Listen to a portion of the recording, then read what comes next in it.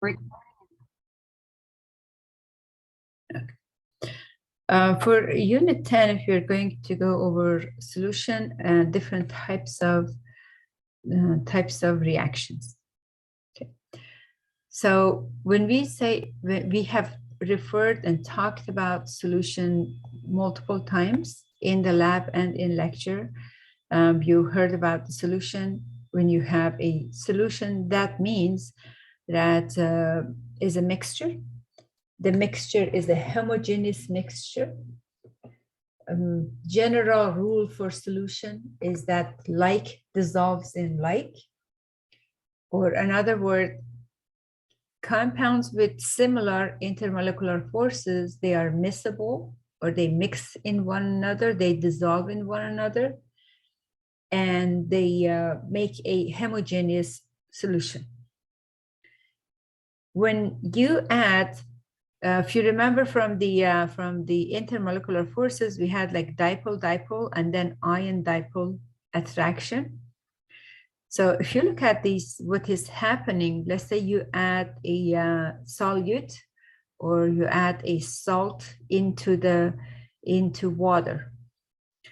So there is attraction between the molecules of the solute, which is this one, okay, attraction between these. And then you have your solvent, which is, if you consider those like a green color, those are the solvents. The solvent with each other is going to have attraction. So you have attraction between solvent, two molecules of solvent. You have attraction between two molecules of the solute, or the ions of the solute. Now, when you add the solute to the solvent, there's a new attraction shown by this red color here. That new attraction is going to be attraction between the solute and solvent. Obviously, in order for this molecule, the two purple color to separate, you have to break this. And how you're going to break this, if you want to make sure that A is greater than B. So if this force here is stronger between the solute and the solvent, greater than the two solute together or the two solvents together, this separation is going to take place. So basically, this piece is going to come and go and join or be surrounded by the water molecule or by solvent in general.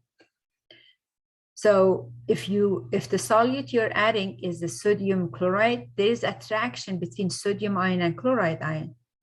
There's attraction between sodium ion and negatively charged part of the water molecule.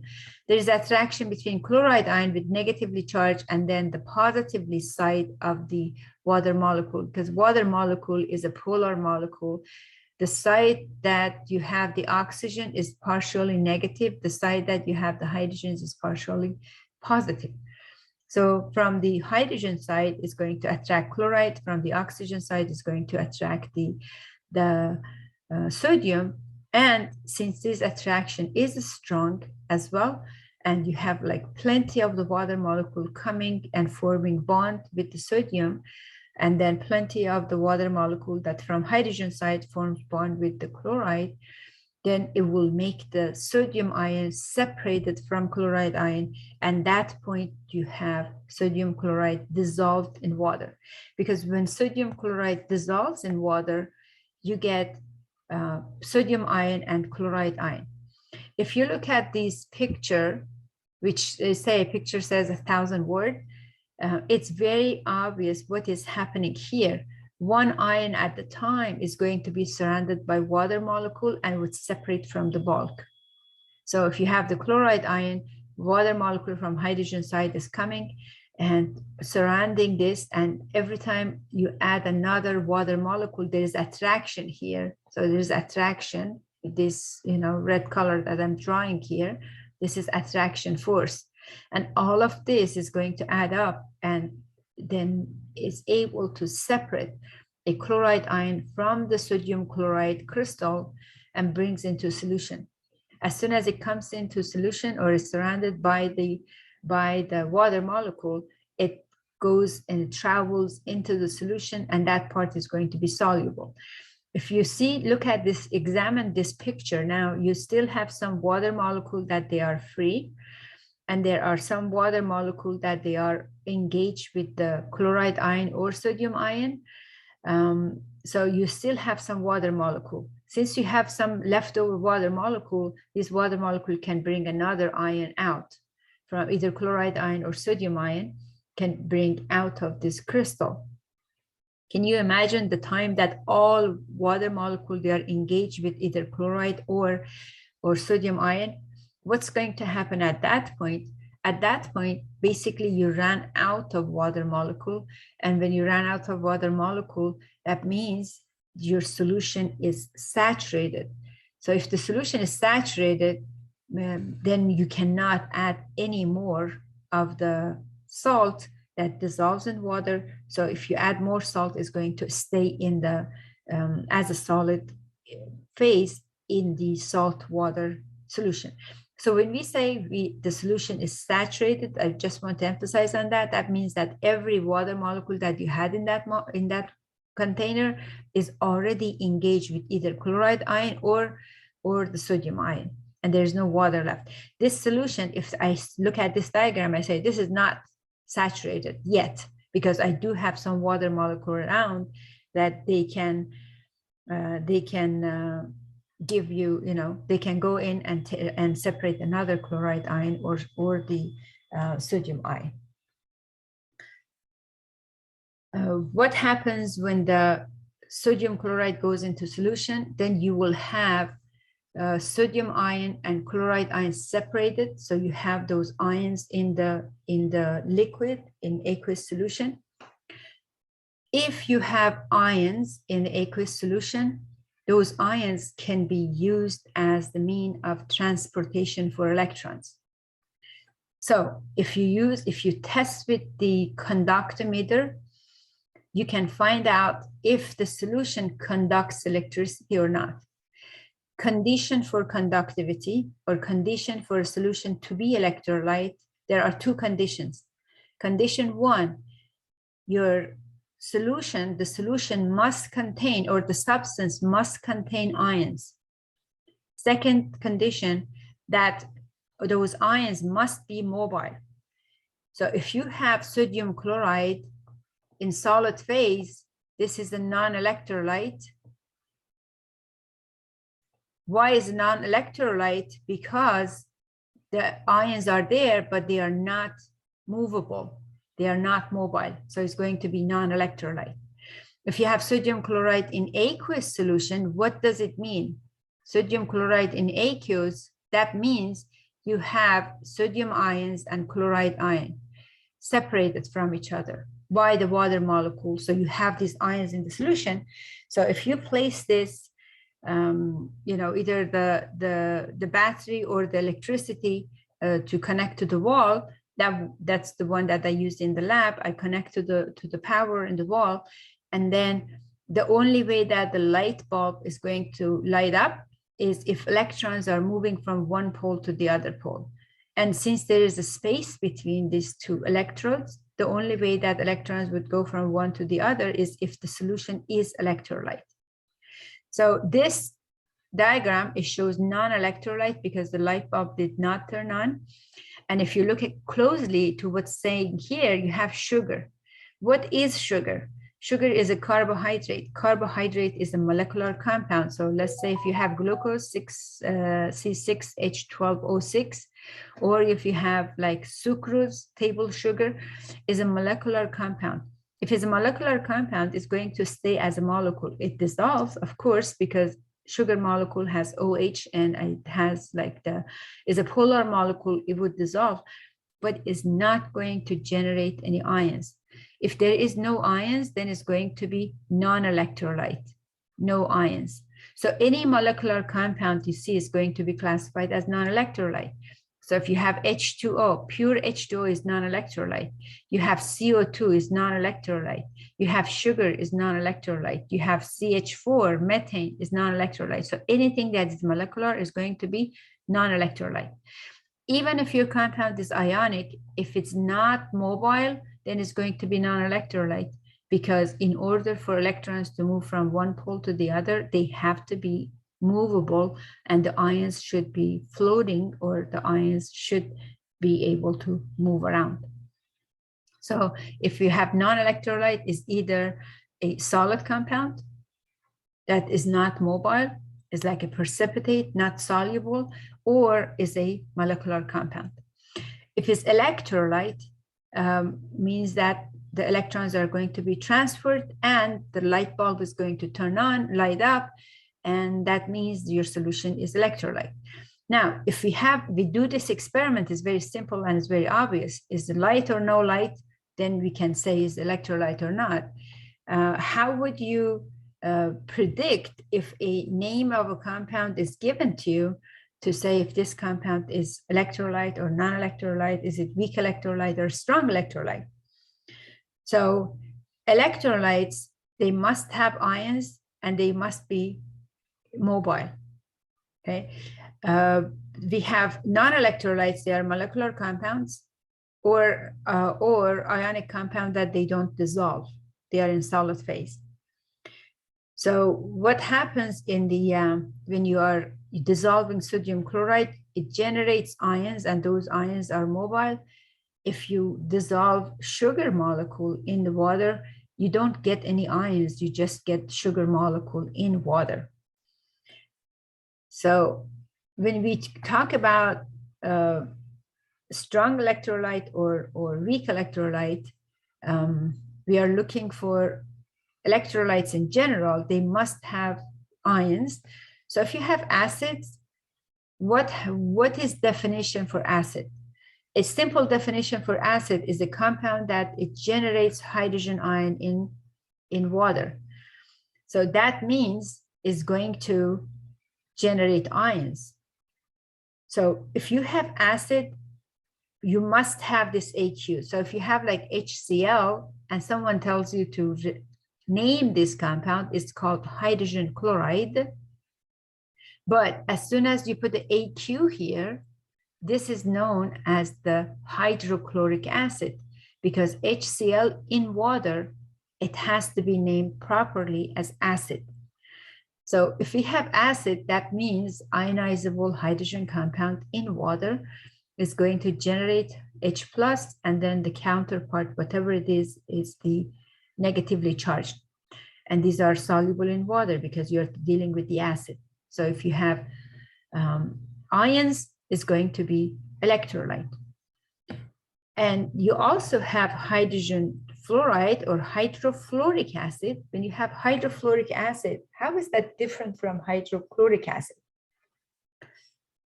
Hydrofluoric acid is weak acid. So this is a weak acid, and that's a strong acid. How do we know is a strong or weak acid? If the equation is given to you, you look at, is it single arrow? That means 100% ionization. So all of the HCl is going to generate H+ and Cl-. That means you have a lot of H+ and Cl-.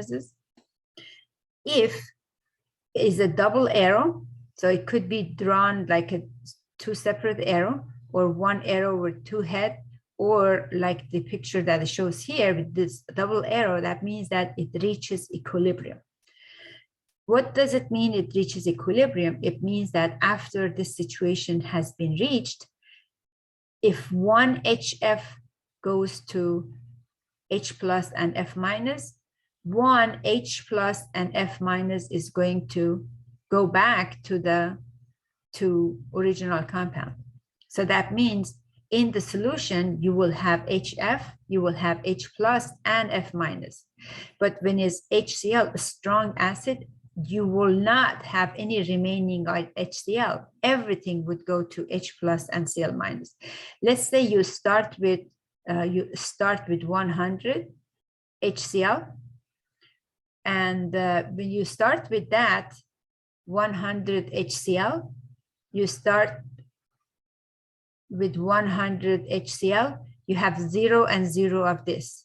You end up with 0, okay? 0 HCl and 100 of H+ and 100 and Cl minus. This is known as 100% dissociation. That means every molecule of HCl is going to go to the product side. So the basically concentration of H plus equals the concentration of HCl that you had at the beginning. What happens to this, if you start with you start with 100, so I'm trying to kind of elaborate on this so you understand the difference between a strong and weak acid. You start with 100 HF, and then you have 0 of these ions at the beginning. That's what you start as soon as you add the water.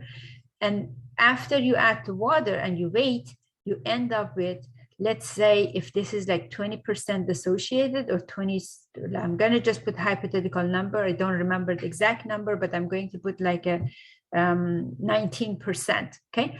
19% dissociation. So with 19% dissociation,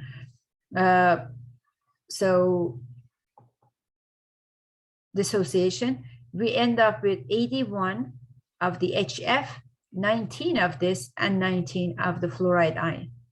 So what happens, you don't have that many ions compared to HCl when it comes to weak acid. So if it's weak acid, it is a partially dissociation, is not, so you have a small percentage of it dissociating. So you don't have that many ions. So when you look at the conductometer, is going to move the electrons, but they're moving slowly. So you would have like a dim light for this one. And if you have a dim light, is known as weak electrolyte. So electrolyte is going to be weak electrolyte. So you have a strong electrolyte. What gives a strong electrolyte? All ionic compounds are going to give or add strong acid. I'm going to also add the strong base. Okay, strong bases would give you a strong electrolyte. And these solutions are going to conduct electricity. The light bulb is going to give like bright light. Weak electrolytes, these are is coming from weak acids, okay, and also weak bases. You have weak acids and weak bases, or is a compound that is not highly soluble. It's like partially soluble. So partially soluble salts. So if it's weak acid, weak base, or partially soluble salt, is going to give weak electrolyte. If it's ionic compound that dissolves completely, it's going to be a strong electrolyte. So if this is an example, if you have like polyatomic ion, this compound is like completely soluble, okay? How do I know that is like highly soluble? Because first of all, from solubility table has sodium, so it's soluble. Another indication is that the arrow is a single arrow. That means 100% dissociates. So it's going to give me lots of ions. So this is going to be a strong, okay? A strong electrolyte. A weak acid like this is a weak acid, double arrow. So this is going to be weak electrolyte. So in order to find out which compounds are soluble, which ones are not soluble, if it's salt, you should look at the solubility table.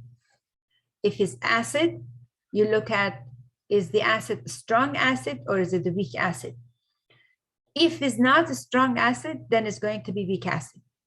But how do you know it's a strong acid? Strong acids, there are only 6 that you have to be worried about. You have HCl, HBr, HI, HNO3, H2SO4, 1, 2, 3, 4, 5, HClO4. Okay, so if the acid is not one of these, it's going to be weak acid, and weak acid is going to be weak electrolyte. And when you have weak electrolyte, you see this light, how dim is compared to this bright light. When you have weak electrolyte, it's going to give you weak. You see, this is acidic acid. Acidic acid is a weak acid. How do I know it's weak acid? Because it's not one of these 6. If it's not one of these 6, it's going to be weak acid. This is a molecular compound. That's the formula for sucrose, molecular compound, non-electrolyte. So we know that already. NaCl is an ionic compound, but is highly soluble. It's going to be strong electrolyte. Any questions so far? Make sure that the chat room is open. If you have any questions, please post it in the chat, and I will make sure to answer your questions. Okay. So make sure you memorize these 6. It's going to make your life easier. Now, we also have like a strong base. A strong base is a hydroxide of group 1A and 2A. So if you have like sodium hydroxide or potassium hydroxide, because we know this is coming from group 1A, it's going to be a strong base.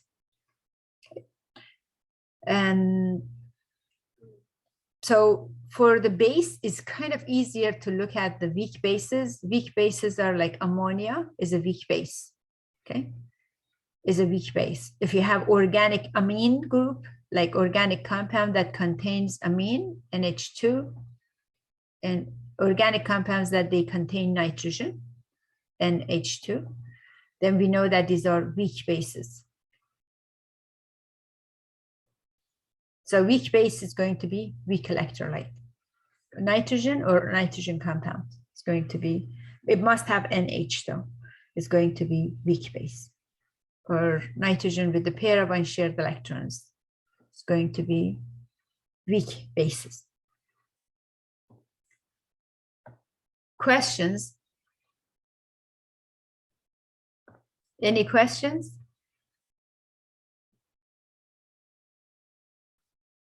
Okay. The solubility of the ionic compound, there is a table that you know is the compound is soluble or not. That table has many rules, and some rules they have exceptions. Now, what you will be responsible, if there is a rule with no exception, you are responsible for. And rule such that is anything containing group 1A, any compound that has group 1A, okay? Compounds of group 1A, all soluble. Containing group 1A. Containing nitrate ion, they're all soluble with no exceptions. Containing ammonium ion, NH4+, they're all soluble, okay? All soluble. So if it has group 1A, like sodium, potassium, lithium, okay, astatine, francium, these are the ones that they are going to be soluble. They would always be soluble. If you have a compound that contains sodium, potassium, or lithium, it's going to be always soluble. Any compound that contains NO3 minus is going to be soluble. Any compound that has ammonium ion is going to be always soluble. Then you have another rule for chlorides.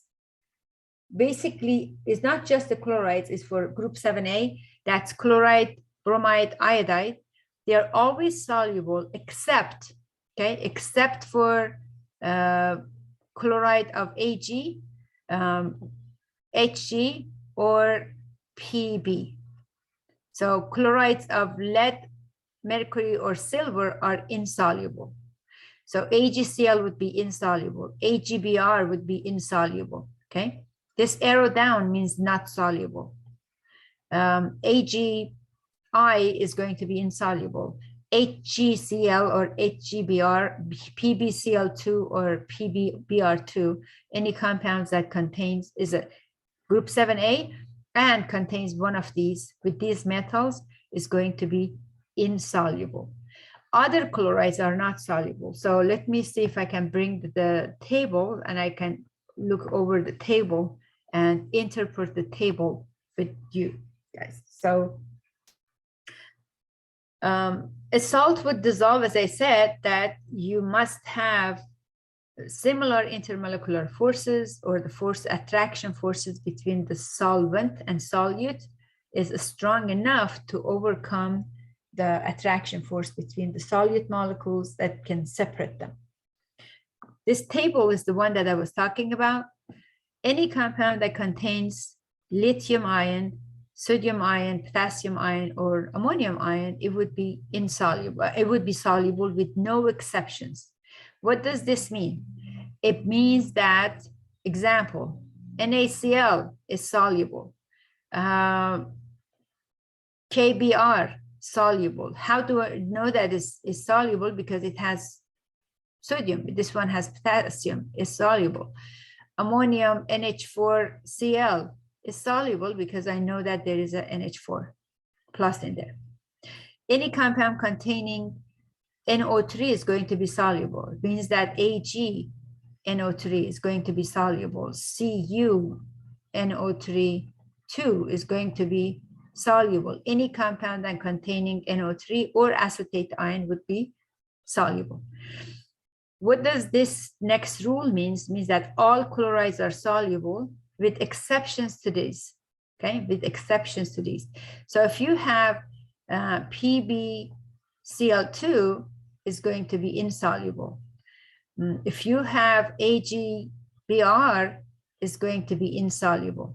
But if you have calcium chloride, what about calcium chloride? Is it soluble or not soluble?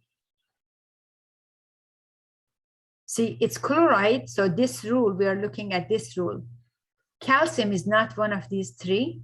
If it was one of these three, it would be insoluble. Since calcium is not one of these three, it's going to be soluble. And if it's soluble, we designate that with the AQ. That means aqueous solution. That means calcium chloride in water would dissolve. Sulfate. So you see, you have a lot of exceptions here. I will not ask you to memorize all these, but this table, this part of the table at least would be provided. The only one that you are expected to memorize is the first two and understand how to use these, the rest of it, okay? Any compound that contains sulfate is soluble unless is the silver sulfate, calcium sulfate, strontium sulfate. What it means that if you have sodium sulfate, would it be soluble or not soluble? Sodium sulfate would be soluble because sodium is not one of these. I don't know, I cannot hear you or you're not responding. So, so if you have sodium sulfate, it would be AQ because sodium is not one of these metals with sulfate. Barium sulfate would be insoluble because barium is one of these compounds. So this is going to be solid. Lead sulfate would be insoluble. But if you have chromium 3 sulfate is going to be soluble because chromium is not one of these. Magnesium sulfate would be soluble. Copper sulfate is soluble because it's not one of these. Okay, I think that's enough examples for those.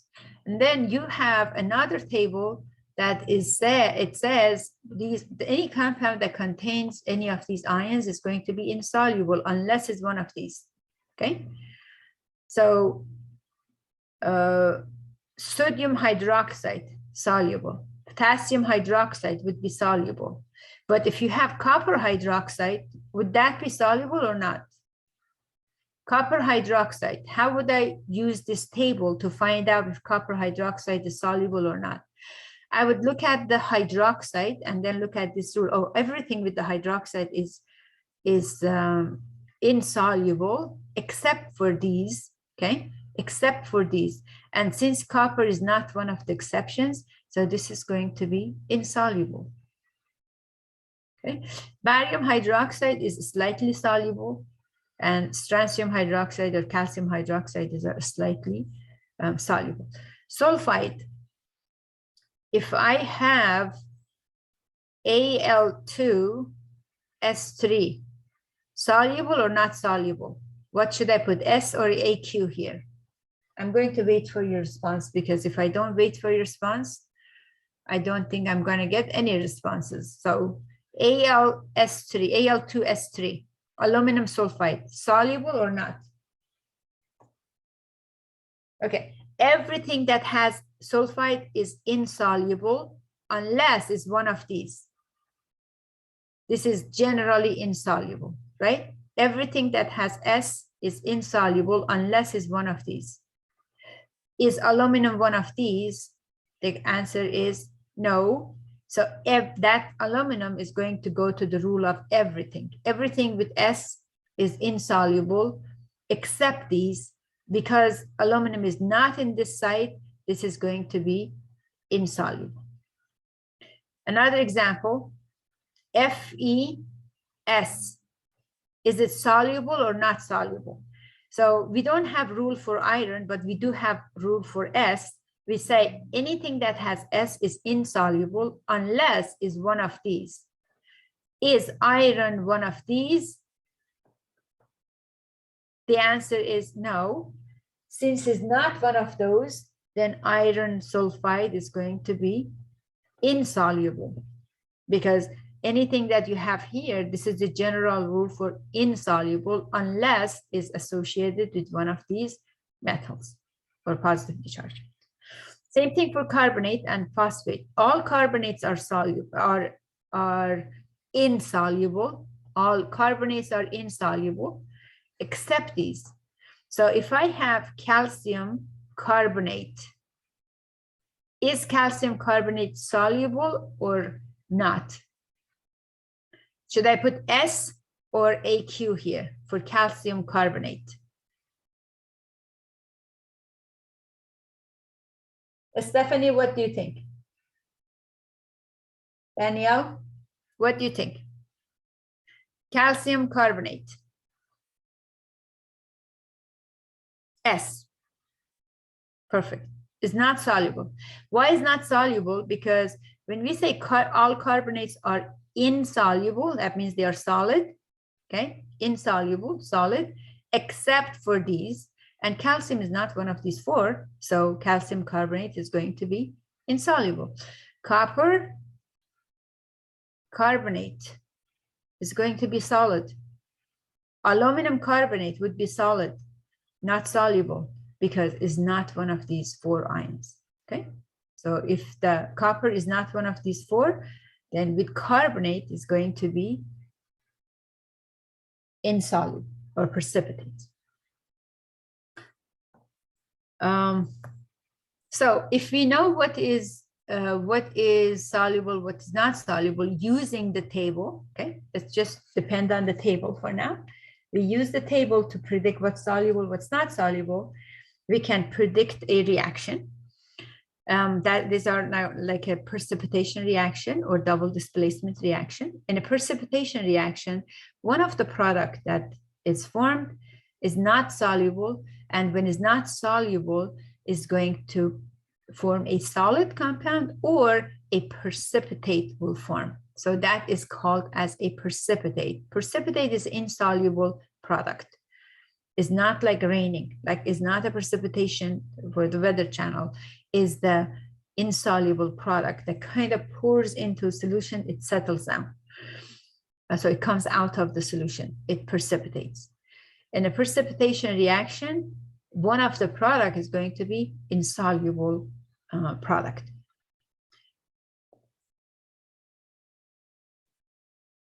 So if we look at these tables again, if one of the product is like calcium hydroxide, is going to be slightly soluble. So if it's like a copper hydroxide, is a precipitation. If one of the product is aluminum sulfide, is going to be precipitation. If one of the product is calcium carbonate, barium carbonate, aluminum phosphate, is going to be precipitation. So the type of reaction is going to be classified as precipitation. What happens in precipitation, you have two clear liquid. If you look at this reaction, you have the, let's say you have the potassium iodide, okay, in the bottle. If you look inside the bottle, what do you see here? No solid, right? This liquid that is coming in is like clear liquid, no solid. This is potassium iodide, is soluble. Why is soluble? Because anything that has potassium is going to be soluble. That's why it's AQ. And then in the liquid format right here, if you look at the liquid before adding the liquid from the bottle, is clear. And that is the lead nitrate. And the lead nitrate is soluble because it has nitrate. And that was one of the rules. It's soluble because it contains nitrate. When you mix the two, a double displacement reaction takes place. And with the double displacement, basically, what is happening here is that it's like an in, out, out. So let me clear this. And the anions from the first compound, so this is the anion, that's met plus as minus, potassium is cation, iodide is anion. In this case, lead is a 2 plus and nitrate is 1 minus. We have two nitrates, but each nitrate is 1 minus. So when you mix these two compounds, you basically have mixture of potassium ion, iodide, you have lead ions, 2 plus, and then you have the nitrate ion. If you want to balance it, it's going to be 2 here, and then you have 2 and 2 here. If you mix all these 4 ions together, at the beginning, you have the potassium with iodide. Now, as a product, potassium would go with nitrate, and iodide would go with lead. So basically, you can say the in, out, out. So you have the lead going with iodide, and nitrate would go with potassium. So you have potassium nitrate and lead iodide. When you write formula, you have to pay attention. Pb is a 2 plus, I is 1 minus, so you have to say PbI2. But potassium is 1 plus, nitrate is 1 minus, you bring 1 of each, so you say KNO3. Now, if we didn't have this here, okay, if pretend we didn't have that, we can look at the solubility table and say if this compound is soluble or not. There is no rule for lead, but there is rule for iodide. Iodide says any compound containing iodide is soluble unless is mercury, silver, or Pb. And since this happens to be a PbI2, then we know that is going to be solid. So it's a solid compound. This S doesn't stand for solubility. A soluble stands for solid compound. It shows the phases. So we have a solid compound, and that is the yellow product that is forming. And potassium nitrate would be in the solution. So when you filter it, you separate this, but before you filter it, it's going to be mixed with the solution. So after you filter it, potassium nitrate would be separated. How do we know potassium nitrate is soluble? Anything containing potassium, because it's group 1A, is soluble. Anything containing NO3 is soluble because anything containing nitrate is soluble. So we know that this is soluble. And the precipitate, the yellow precipitate that is forming, it must be lead iodide precipitate. So we get the, okay. Now, what would have happened if instead of lead nitrate, here you had calcium nitrate, okay? If I had a calcium nitrate here, I would get calcium. Okay, if I had calcium nitrate here, what happened? Okay.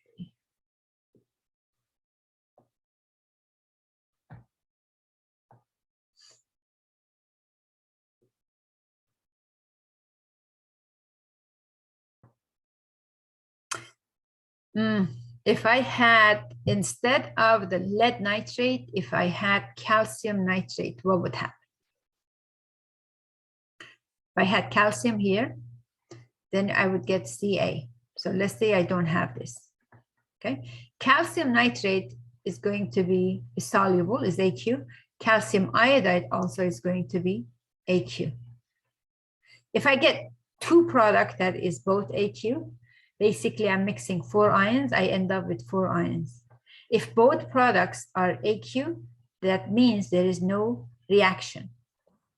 So then there would be no reaction. So if you see that case, this is another example. You have potassium iodide, sodium chloride is going to give you potassium chloride using in, out, out. So potassium goes with chloride and sodium goes with iodide. Both of them are AQ. If both products comes out AQ for precipitation reaction, you just say no reactions. So there are times that you have no reactions. And that's case that both products are AQ.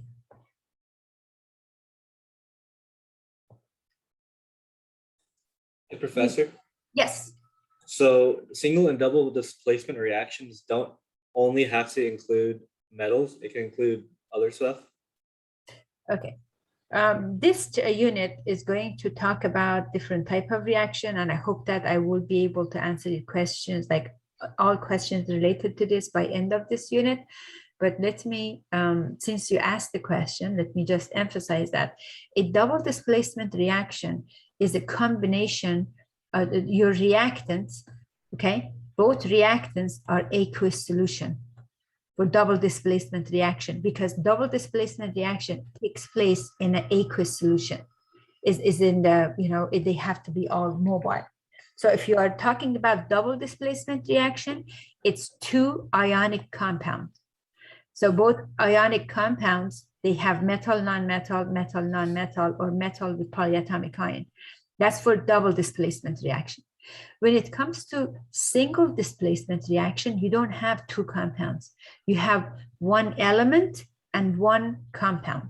Example of that would be like magnesium plus copper sulfate. Okay, so you have element and compound. If this reaction takes place, you will get copper plus magnesium sulfate. Okay, so this is a single displacement reaction where you have element plus compound, and this is the AQ. But for double displacement reaction, you have two compounds that both of them are soluble in water in the reactant side. On the product side, if reaction takes place, you would have a formation of a solid, formation of a liquid, or formation of gas. That's the evidence for the reaction. But if you get two aqueous product, then you just conclude that there is no reaction. If you start with 2AQ and you end up with 2AQ, there is no evidence for that reaction. You started with 4 ions, you end up with 4 ions. I hope I answered your question. Single displacement reaction is an element plus compound. Double displacement reaction starts with 2 aqueous compounds, or ionic compound, or compounds in general. Yes, no? Okay. So like if we had BaCl, that's aqueous, right?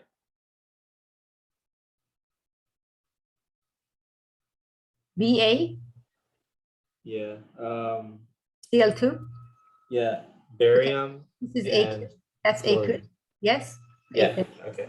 Okay. That makes sense now. Yes. Thank you. You're welcome.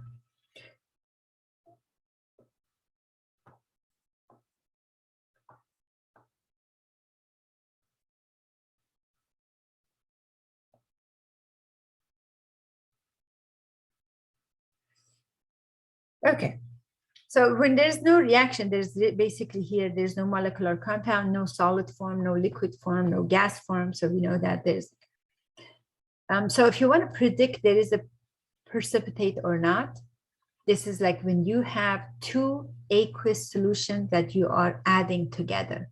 So for precipitation reaction, you are looking to add 2 aqueous solutions or aqueous reactants. Okay, and find out what are those, and then you do in, out, or go exchange cations or exchange anions. So basically, cation from compound 1 goes with anion from compound 2, and vice versa. Then, when you exchange those ions, pay attention to the charge of each ion. Make sure that your final product is balanced. Like barium chloride is wrong. Okay, this is wrong. Why is wrong? Because barium is 2+ and chloride is 1-. And in order to write the formula for barium chloride, you have to say BaCl2, because you have to switch these charges. So barium chloride is a BaCl2. So you write the formula possible for product, and then use the your solubility rules to see if one of the product is insoluble or not. If one of the product is insoluble, then you have the evidence for that reaction, and you say which one is a precipitation reaction. If both products are soluble or both products are aqueous solution, then you would just say there is no reaction, because not every two compound would react. Okay, only some compounds would react and others would not react. So if one of the product is insoluble, you want to indicate that with S. For the compound that is aqueous, you would use AQ. Your reaction must be balanced at the end, and you also need to make sure that the formula that you are writing is proper formula. So the next slide here is showing the process basically. So we had 2 slides of what to do, and then here is showing the example. Let's say you want to combine potassium carbonate and nickel chloride. Okay, potassium carbonate is AQ. Why is AQ? This is just emphasis of using the table. Any compound containing group 1A is soluble, so that's why we have AQ here. Nickel chloride is AQ. Why is AQ? Because all chlorides are soluble unless is AgCl, this is solid, mercury 2 or mercury 1 chloride, that's solid, and then you have lead. Only these chlorides are solid. Any other chloride, and nickel would be any other chloride, is not one of these 3, is going to be AQ. Now, you want to separate them to ions, and then this step you can do like mentally, or you can actually write it down, and then exchange the cations. So potassium should go with chloride, and nickel should go with carbonate. So potassium with chloride and nickel should go with carbonate. And your product is going to be potassium chloride and nickel carbonate, because nickel is 2+, carbonate is 2-, one of each is sufficient. Potassium is 1+, and chloride is 1-, one of each is sufficient. Now, you take these 2 compounds, go to the solubility table. Can you tell me if KCl is soluble or not? Is this AQ or S? Potassium chloride.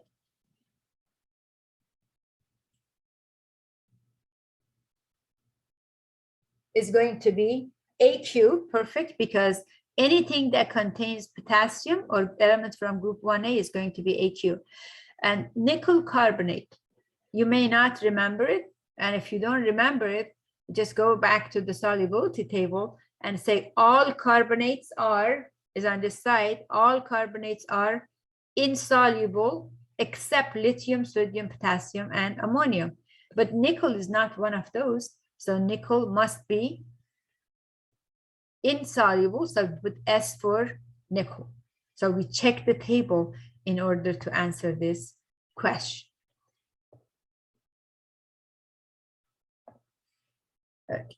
So you go to the table, KCl is soluble, nickel carbonate is not soluble, so nickel is insoluble, okay? The no reaction. No, we do have a reaction because we have a precipitate. So you designate the phases, the reactant, they are both AQ. Product 1 is AQ and 1 is solid. Last step would be to balance the equation to make sure that you have the same number of elements on each side.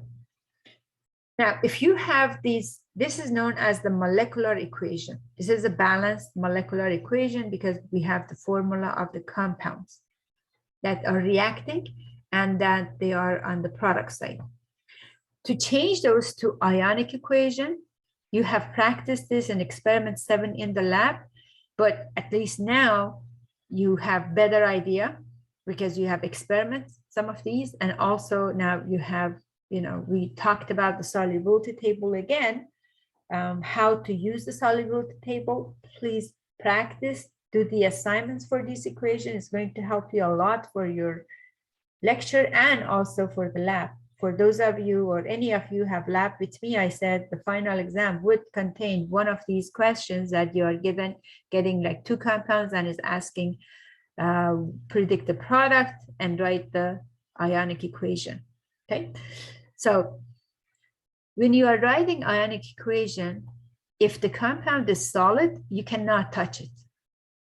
If it's solid, it's not going to dissolve, and if it doesn't dissolve, it's not going to change to ions. So you keep this the same, the way that it is. Don't touch it. Anything that is AQ can change to ions, and you need to recognize what you have. This is a potassium hydroxide. You can't say potassium O and then H. That's wrong. Okay, this is wrong because we don't have O and H separate. We have hydroxide. So you put potassium ion and hydroxide ion. You have potassium ion and hydroxide ion.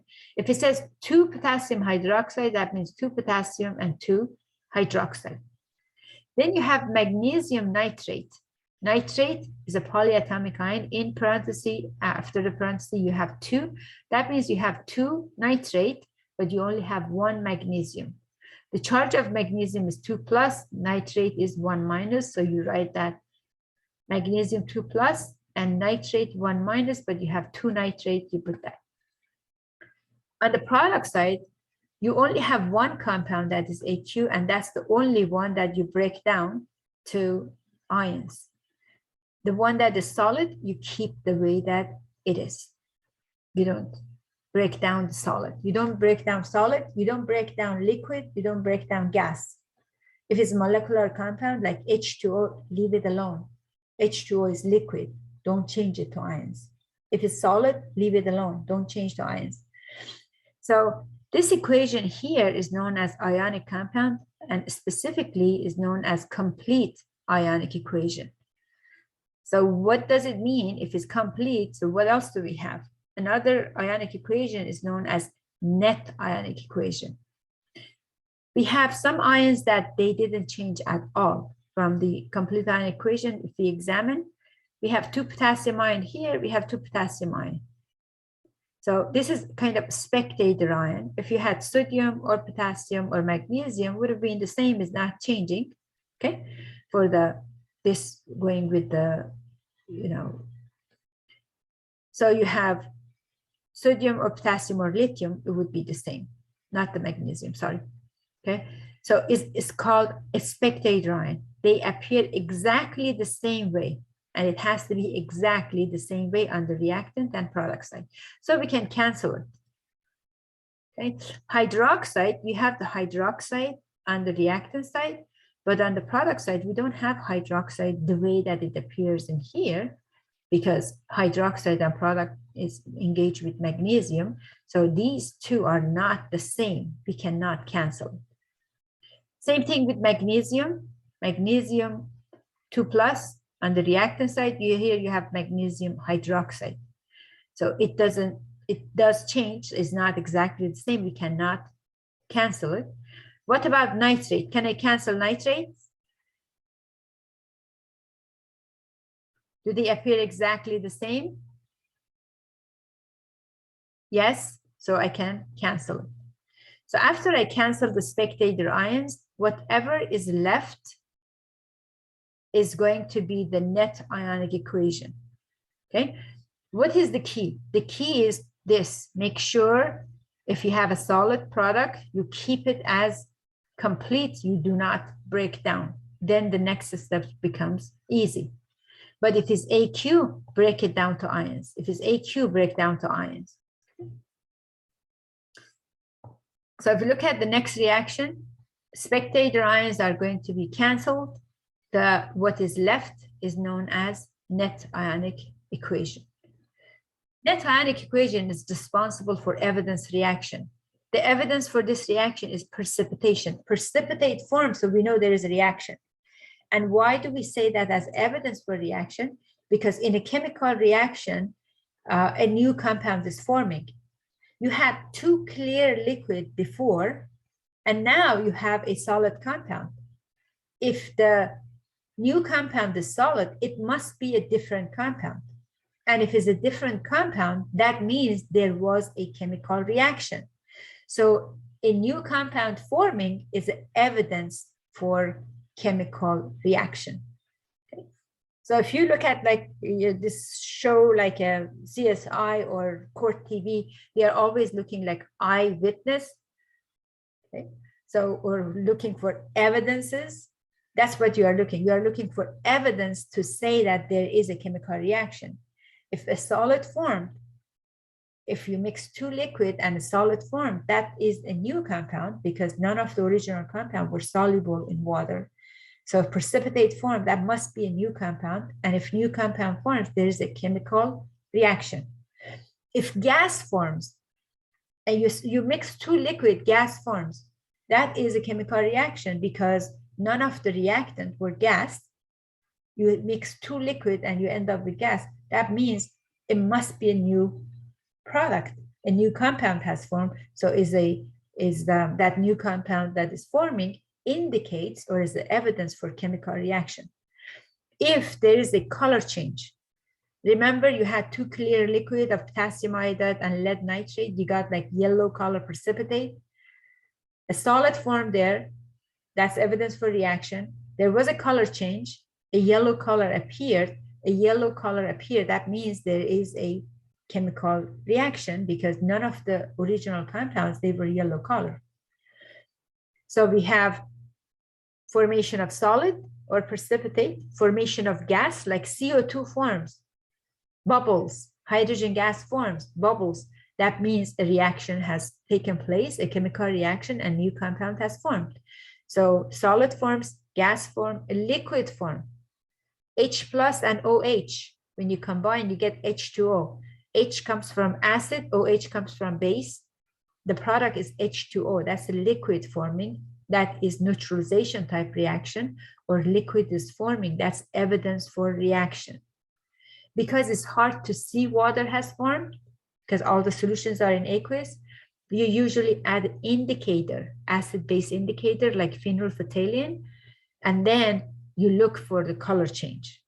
So when the water forms is a chemical reaction, but since it's very hard to see it in acid-base reaction, water has formed, you add acid-base indicator would change color, then you know that acid neutralize the base or base neutralize the acid.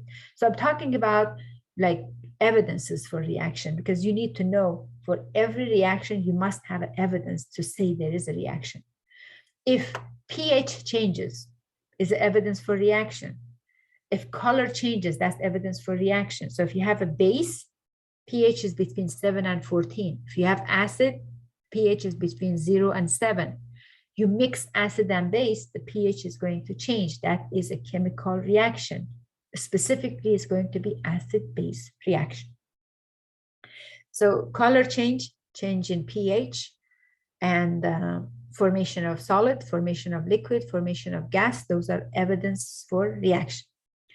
When the reaction is exothermic reaction, temperature also is going to change. If the reaction is endothermic, the temperature is going to change. Why did I say the temperature change last? Because you have to understand that you cannot provide heat from outside. So if there is no Bunsen burner on, or if you don't have ice bath to put the mixture in, the reaction that is happening in the container increase the temperature or decrease temperature, then you can say change in temperature means there's evidence for reaction. Okay, any questions?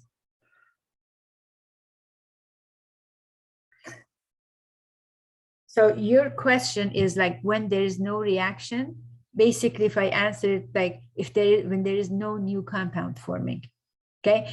In this example, when we looked at it before, you have mixture of 4 ions. The ions are potassium ion, iodide ion, sodium ion, and chloride ion. You have all these 4 in one container. And then you end up with potassium ion plus Cl chloride ion plus sodium ion and iodide ion.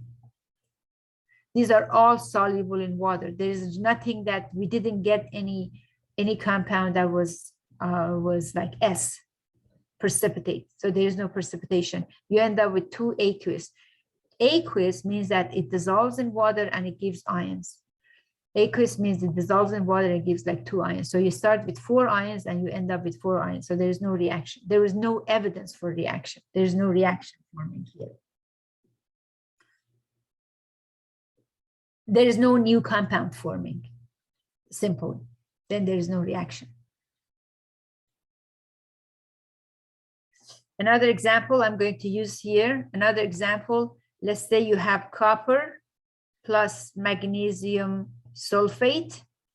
Okay, copper plus magnesium sulfate, there would be no reaction because copper is less reactive than magnesium. So this is a single displacement reaction because copper is less reactive than magnesium, is not going to react. So you have no reaction.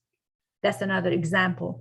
We haven't talked about single displacement reaction, but we will talk about the single displacement reaction as well. But in this case, is a different reason. In this case, copper doesn't react with magnesium sulfate because in order for copper to react with this, copper has to be more reactive than magnesium. But copper is more stable than magnesium. Copper does not give electron to magnesium. So there would be no reaction. I will refer to this example again in the oxidation reduction reaction and also in single displacement reaction next week.